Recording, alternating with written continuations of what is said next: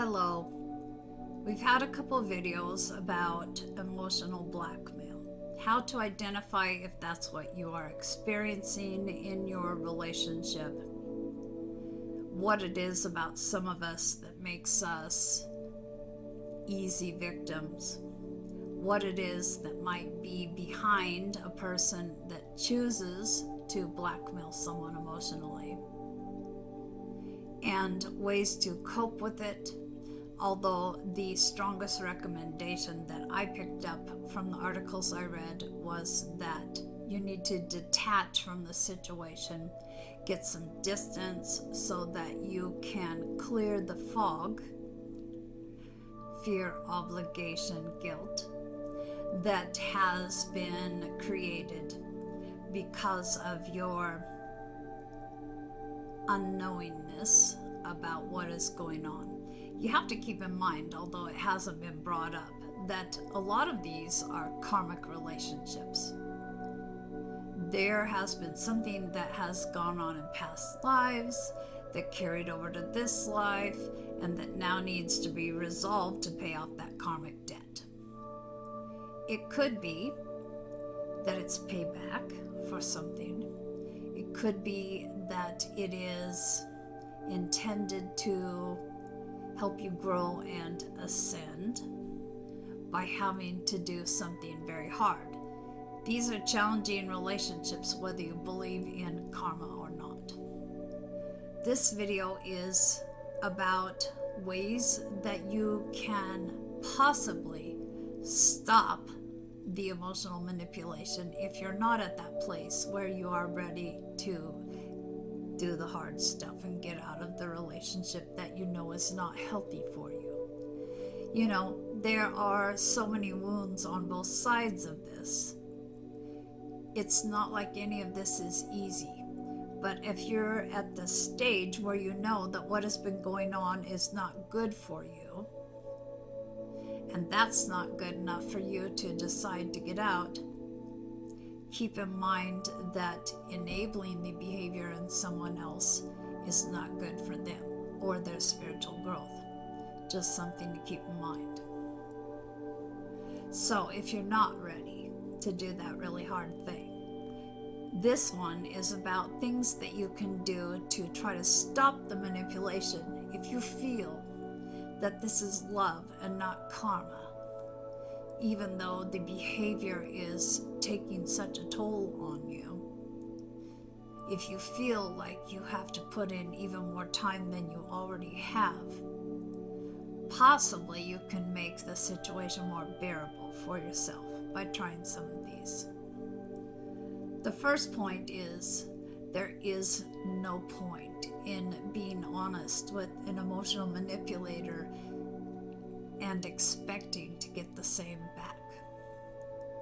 These are not truth tellers, people. If you were to identify something that had hurt your feelings, perhaps, and laid out your vulnerabilities for them, first of all, they would probably store that knowledge away for future use against you.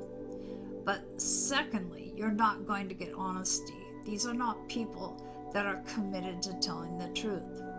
They're committed to getting their way out of you. So you could say, it really hurt me when, and lay it out there. And what you would get back in return would be a sob story to get your compassion flowing, to distract you from your own truth. So if you get an excuse and you know it's bullshit, call it for what it is, bullshit. If you capitulate to the raft of shit that they're trying to pull over on you, they will be adding it to their arsenal for future use. So trust your gut. If it feels like what they're telling you is not the truth, is just being dished out for you so that you will back off and not call them on being insincere or lying, frankly, it'll just be used against you down the road. You have to know that what your instincts are telling you is correct, even though so much has been done to make you not trust anything about your own judgment. The second thing is that they are always willing to help you. They are always willing to jump to the forefront and help you with something if you ask. But after they've said yes, there will probably be a lot of drama and sighs and behavior that tells you they don't really want to do it. And you may find, yet again, that you release them from it because you don't want to be unreasonable in your demands. It is important that you get them to tell you they don't want to do it, instead of letting them off the hook by saying, oh no, that's okay. I know you say you really want to do it. I have a feeling you don't. And just to make myself feel better, why don't we just forget I asked? Hold them accountable. This is one of the reasons they've been able to get away with so much, is that they have not been held accountable. So if you do want to stop this, you have to start expecting them to act like grown-ups, basically. Something that emotional manipulators are very good at is to say one thing, but do another. And if you were to call them on it, they would say you would just misunderstood or you got it wrong. This is one of the reasons that it is suggested that you start keeping a notebook or a journal about the things that have happened each day, so that you can go back at a later time and have a more clear picture when you're not emotionally in the midst of things. Now remember that this emotional blackmail stuff is dangerous sometimes. You don't want to be whipping out your notebook and making notes as things are happening. Try to retain what you can. Do it in private, because you will really get your emotional blackmailer worked up if they think that you are making notations about what they are doing. You want to be subtle about your note-taking, but it will help you see. If you write down one day that they said this, and then the next day they say something else, you can go back and see, no, I wasn't crazy. They really did say this, because they will insist that the sky is, I don't know, chartreuse, even though it's a bright blue, and be able to convince you after you have been in this for a while. They are expert at lying, and they are expert at making you think that you're crazy anytime you question them. Emotional manipulators are so good at making you feel guilty. If you can keep this in mind, you possibly can just let that guilt go by and see what's happening. They are very good at playing the victim. And you would probably recognize that victim mentality in other people, but this is a person you love. This is a person who's worked you from the beginning. You're used to this. But you may start finding that there's always some drama going on, and they are never responsible for any of it. And that will include you being responsible for their suffering also. You want to start not enabling, but empowering them when they come out with the victim kind of statements, by helping them see that they're totally capable of dealing with the situation, and help them see the good points about them, the ways that you have seen them be capable. Don't do their dirty work.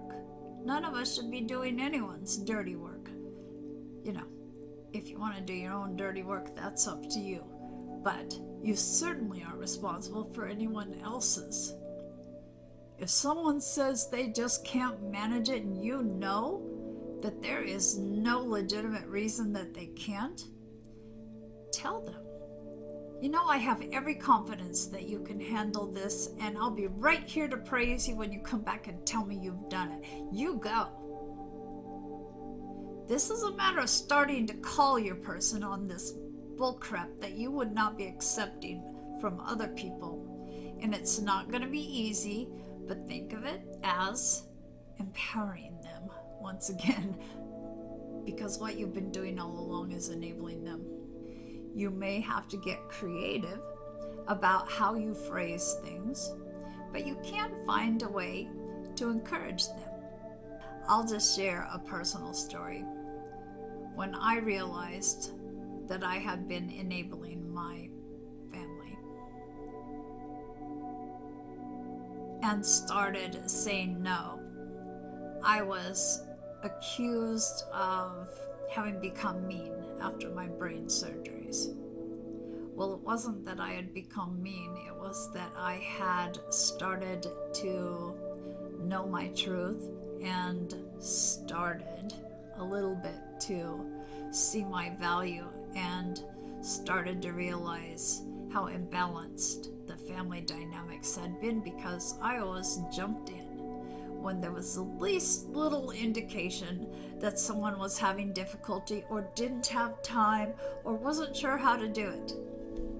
And the only way that I could deal with the accusations of being mean, because that doesn't feel good when someone accuses you of that, was to tell myself that actually the mean part was that I had always been doing everything and they were not learning important life skills. I had to figure out how I had been enabling them in not learning, not growing, not seeing themselves as capable. And you know, eventually it did pay off, and I did hear back how good they felt when they realized they could handle things on their own. So maybe you could look at it like that. It's an idea anyway. Remember that your emotional blackmailer fights dirty. It may not be the way you operate, but it is the way they operate. They may act like they're very supportive of something and tell you to, oh, go ahead and do it. And then when you do, there'll be little digs and obvious dissatisfaction and criticism about how you're not doing what you were supposed to be doing because you went off and did this instead. They won't take credit for having told you that they were supporting it and you should go ahead. You'll just be punished for having done it. So don't expect them to be fair. Fairness is not any part of this. They have one goal, that is to get what they want and when they want it. And one of the ways they play dirty is to recruit others to back them up, back up their position. They're very passive aggressive, so they may not want to directly say anything. They don't want that confrontation. They may go to someone else and tell them a sob story, blatant lies most likely, so that that person that they speak to is the one that comes up and mentions it to you. Ultimately, they still get what they want out of you, but they don't have to take any responsibility for it because they have recruited someone that has influence over you to do their dirty work. You may have experienced this. You may say, oh, you know, my neck really hurts. I'm feeling a lot of tension in it. And your person says, oh my God, don't I know it? I feel like I should be in the hospital. I hurt so bad with my back. They will always try to one-up anything that you might have put out there because they have to be the bigger victim. They also might do the same thing if you talk about your accomplishments. You may be so excited to share some news about something that was really good that happened to you. And they will say, oh, that's awesome. But you know what happened to me? Let me tell you this. Of course, they're just as likely to say something to deflate any pleasure that you got from what you're trying to share. But remember, they have to be in the spotlight. When your person is not happy, is angry, they can change the whole mood. The tension is probably thick. If there are other people around, you might notice them starting to get edgy. They just have this magic ability to impact the surroundings. And you may find yourself doing what you can to please them, to get them out of their funk, to de-escalate their anger, just to make the surroundings normal again. Don't do it. Remember, it's enabling. Remove yourself from the surroundings. Go for a walk. Go to the bathroom and spend 15 minutes in there. Whatever you can do. But don't give them their way to make everything feel a little less tense.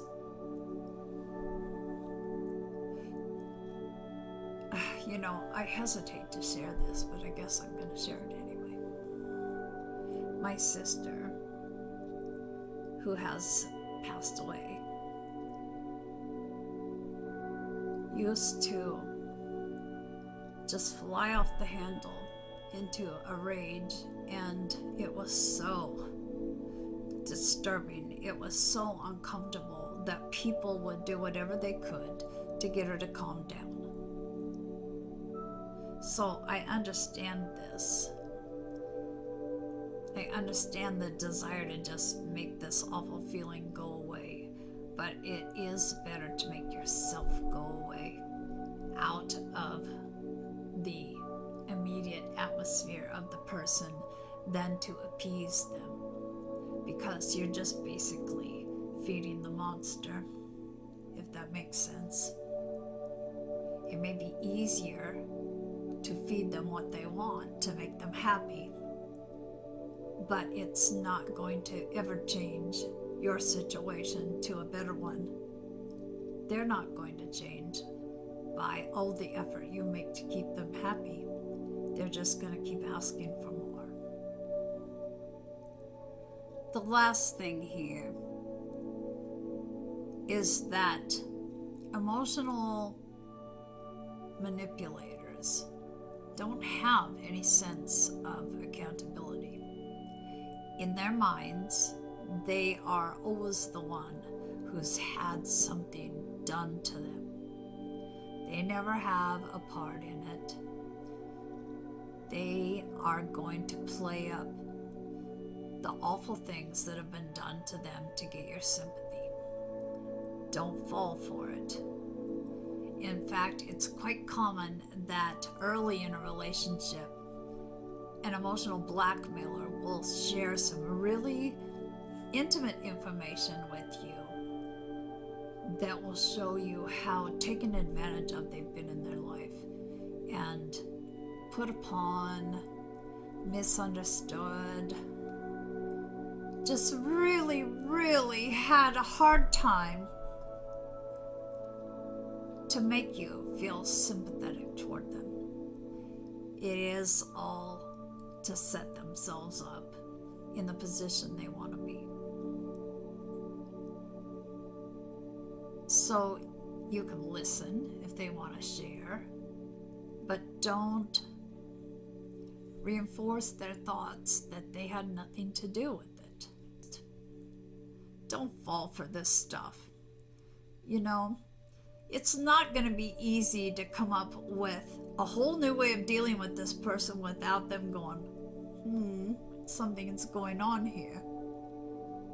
And I guess that brings me to this. if you are having to work so hard to disguise the fact that you're wise to this and you want to have things change because you realize that this relationship is not at all what you thought it was originally, if you're having to go to all this effort to find ways to combat their crap, if you are to the point where you're hiding a damn notebook, why are you still in this relationship? Why are you still putting up with this? See your own value. See that you deserve better. Yeah, it can be tricky to get out of these things, and I'm no expert. I'm just repeating things that I have found in articles. You may need an expert. You may need a counselor or a therapist that can give you a game plan. You may need to have steps written down for following when you start getting shaky. You can go back to what they've told you would be the best way to proceed. You know, if you're not feeling up to handling this on your own, don't handle it on your own. If you think you want to try, but you're feeling a little shaky, maybe bring a friend into it to back you up. You know, if you're so used to caving, you may need someone right there who will go, hey, remember? We talked about this. You can do this. Keep at it. You don't have to handle this stuff on your own. This is not easy stuff. You're not a wuss because you're having a hard time dealing with it. This is incredibly hard stuff to deal with. Just the fact that you realize now what's been going on, it can be crushing to think that this person you love so much has actually been doing everything in their power to bring you down, to make you feel bad about yourself, to make you feel incompetent, to make you feel crazy. That's hard enough to deal with. Then you have to realize that you're worth fighting for. Your peace of mind, your happiness is worth fighting for, but you've been made to feel like you are really insignificant in this whole relationship. So don't be too hard on yourself. But if you do need reinforcements, don't hesitate to ask. You know, you may feel kind of embarrassed to ask a friend or to tell them what's been going on, but chances are they know already. They just didn't know how to get it across to you, that they knew this was not healthy and this was not good for you and this just was not right.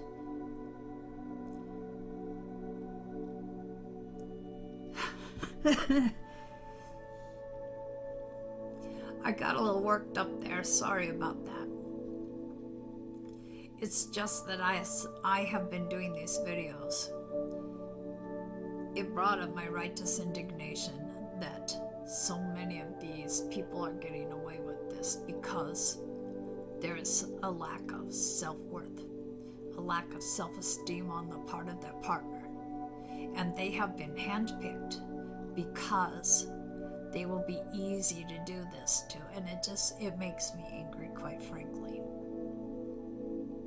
And sometimes we have to get pissed off before we're willing to do something.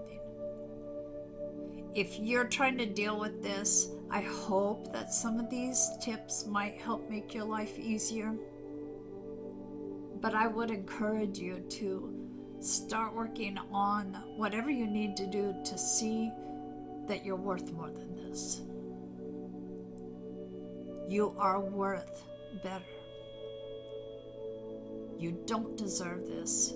You deserve something incredible. You deserve happiness. You deserve peace. You deserve legitimate relationships. Okay, I'll stop.